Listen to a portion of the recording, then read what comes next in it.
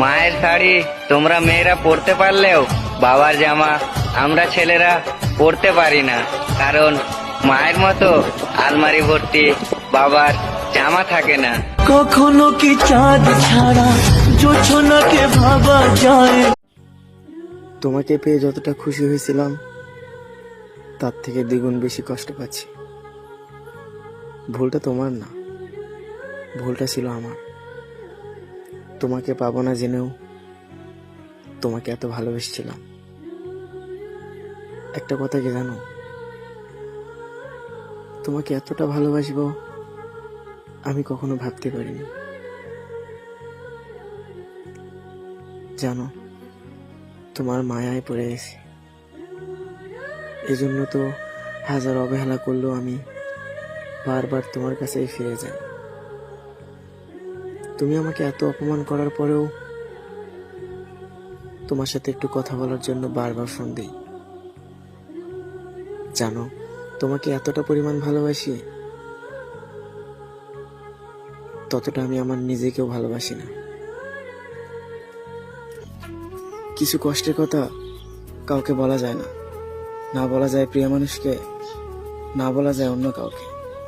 আসলে যে প্রতিনিয়ত প্রিয় মানুষের অবহেলা পায় সেই মানুষটাই বুঝতে পারে প্রিয় মানুষের দেওয়া অবহেলা কতটা কষ্টের হয়।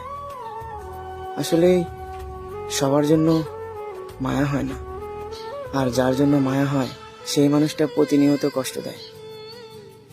আপনি তাকে কখনোই বুঝাতে পারবেন না তাকে পাওয়ার জন্য আপনি কতটা ফিল করেন।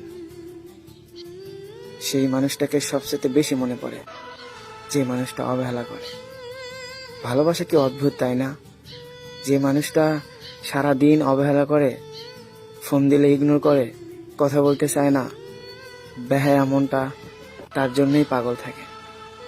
আসলে প্রিয় মানুষের সাথে কথা বলার মতো অনুভূতি আপনি কোথাও পাবেন না, কিন্তু সেই মানুষটাকে আপনি বুঝাতে পারবেন না তার সাথে কথা বলতে কতটা ইচ্ছা হয়। যেহেতু আমি তোমার রক্তের কেউ না, সেহেতু আমি তোমার আপন কেউ না। আমাকে রেখে নিজেকে বাঁচাও।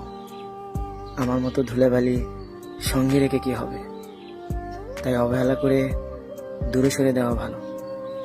আমি কষ্ট পাই তাতে কি হবে? তুমি ভালো থাকো, কারণ ভালো রাখার নাম ভালোবাসা, ভালো থাকার নাম নয়। আজকে তুমি আমাকে অবহেলা করতেছ, এই অবহেলা করার কারণে তুমি একদিন কষ্ট পাবে, আর সেদিন হয়তো আমার জন্য অনেক মায়া হবে।